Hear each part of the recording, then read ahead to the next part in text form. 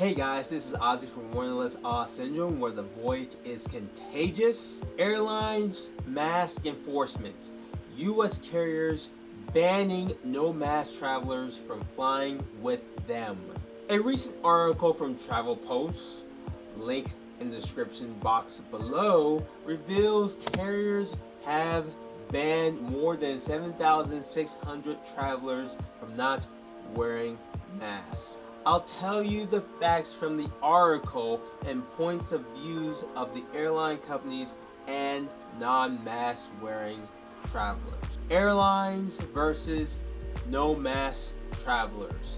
Facts. Many U.S. airline companies have implemented a mask policy while flying. Companies such as Delta, Spirit, Frontier, Alaska, and Hawaiian Airlines have led the way in banning these travelers. The numbers are Delta 270, United 150, Spirit 128, Frontier 106, Alaska 78, Hawaiian 6. It gets serious as all of these banned travelers are on a no-fly list within their respective carriers. American and Southwest refuse to give their numbers of banned mass travelers. All of these airline carriers have not disclosed the names of these travelers, probably because to protect them from lawsuits. According to Sarah Nelson, president of the Association of Flight Attendants, CWA, flight attendants want a federal mandate, and so do lawmakers. Just like anyone smoking on a plane faces federal charges and fines, so too should people understand the serious consequences of putting the health of others at risk by refusing to wear a mask. Now I'm going to share the point of view of the airline company. Alright, so there are three things that airline companies are taking into consideration in their reasoning to push the mask policy. The first reason why they want a federal mandate is because safety. I can understand why they want safety. They want to protect their flight crew. And I can only imagine if one gets sick and you have to follow the guidance based on WHO or any health organization or doctor taking at least 2 weeks off of work. That's going to put a very much strain on the rest of the crew, which will increase the risk of mistakes and error. By having so many people get infected with this virus, you know, you're going to increase the rate of affecting somebody else on that crew.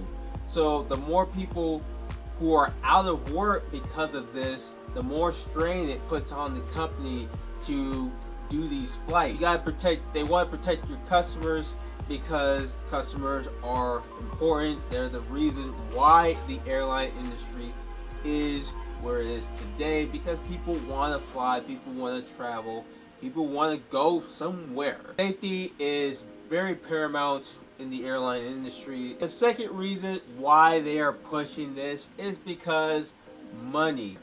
They don't want to face any lawsuits. That's going to be a lot of money from a lot of people if they have to go through a lawsuit. The last thing any airline company wants is a group of people suing them for not taking efforts to protect them. By having a federal mandate, a government making a law, that it takes the onus off of them and puts the onus on the government into enforcing these policies and guidelines of wearing a mask, thus saving them more money because they don't have to deal with lawsuits. They say, hey, the government said do this, it's a law, you have to wear a mask on the planes.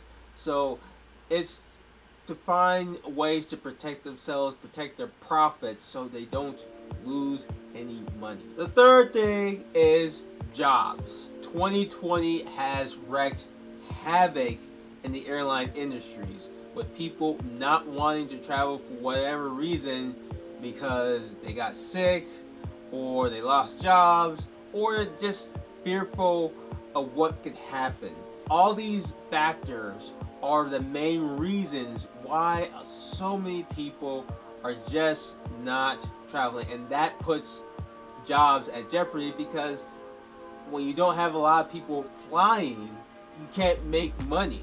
And let's face it, the airline industry, with so much competition and so many choices, it's becoming harder and harder for the airline industries to keep many of these jobs when there's not a lot of people flying in 2020. So the jobs are a big thing of why they want to push a federal mandate to require masks on people, and it's to save those jobs, because if people feel protected, then they're more likely to return and want to fly on a plane. Before I get into this, I just want to say this channel is not a political channel. It is a travel channel. That's what it is. That's all it will ever be. Another thing is that this channel supports and will support the freedom of traveling, with the traveler understanding and accepting the risks and consequences of traveling. You heard that right, and I'll repeat it for people in the back. Freedom of traveling, with the traveler understanding and accepting the risks and consequences of traveling. That's what this channel supports. It will always support that. That's the number one thing. If you want to go to North Korea because you want to get a front row seat, you don't want to deal with tourists, so be it. But if you do something dumb out there, such as break a simple law, you might be a permanent resident of North Korea for the rest of your life. If you want to climb Mount Everest, if you want to travel to Mount Everest and climb it, go for it. But you have to accept the risks and consequences that you can die up there with lack of oxygen, freezing cold weather, and there could be a big avalanche that can bury you. As long as you accept the risks and consequences of traveling to those places, freedom of travel belongs to anyone who wants to travel to anywhere. Alright, my issue, and this is going to be the first thing we're talking about, is asking the government to require masks on flights through laws. I disagree with that. I don't like when government gets involved with traveling and they restrict traveling. Let's be honest. When the government makes laws, it restricts freedom.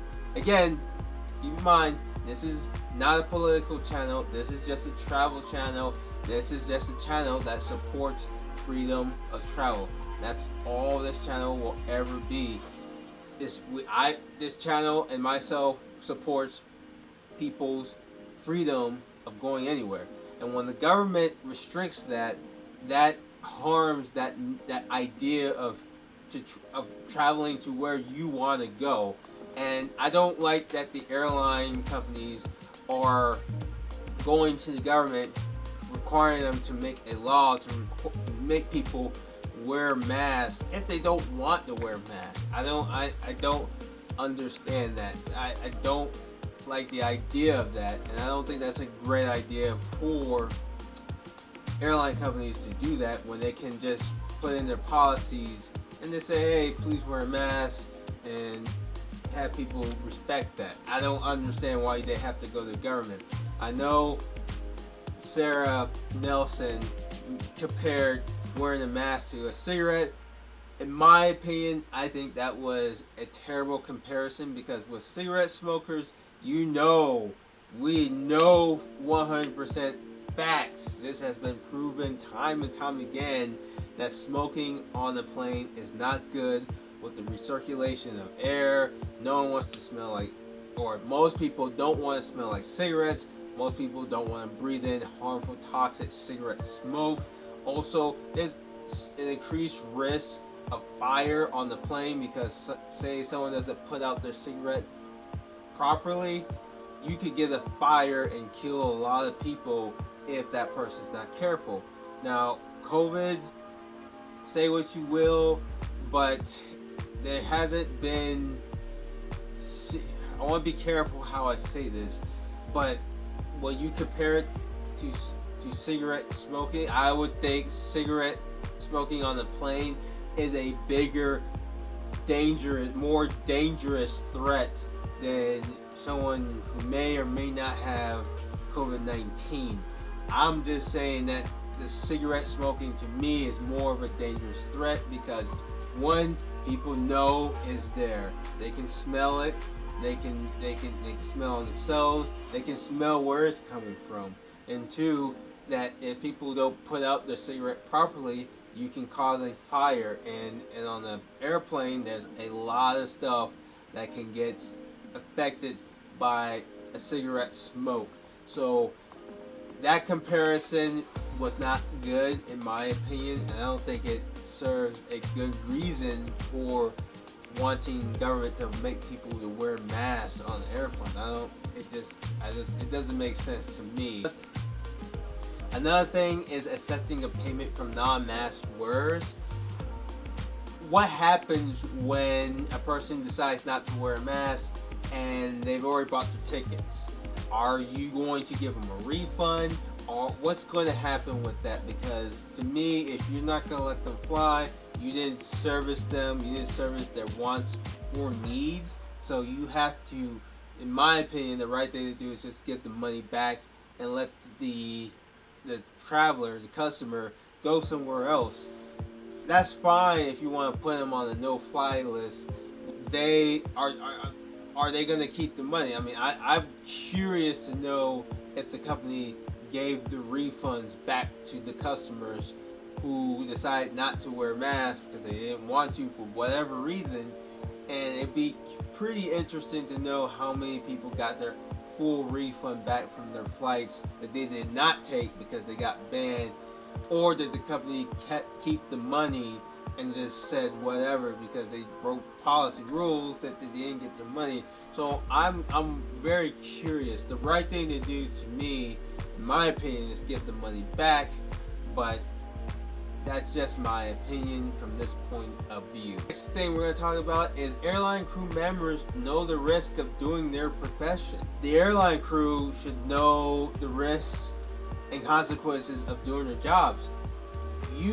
They get so many people coming on their planes every single day, and they don't know a single thing about them. They don't know where they've been, they don't know who they touched, they don't know what hands they've been on. I don't see them taking any precautions when someone, let's say, gets sick. I'm sure they've dealt with someone who's been sick, and I don't see them pushing out masks. I don't see them doing any precautions to protect themselves and customers around them. But because of this one virus, now that they want to push wearing a mask on the plane, I just don't understand that, because I'm sure they've done with people who've been sick with whatever, and they just kept trucking along. I don't know what makes this virus so much special than any other virus that we've had in the world. Hi, my name is Ozzie and you're on my channel, Wanderlust Awe Syndrome. If you like this video, hit like, subscribe, and share this video, and come along with my journey as I explore the world and sharing unique views, advice, and stories.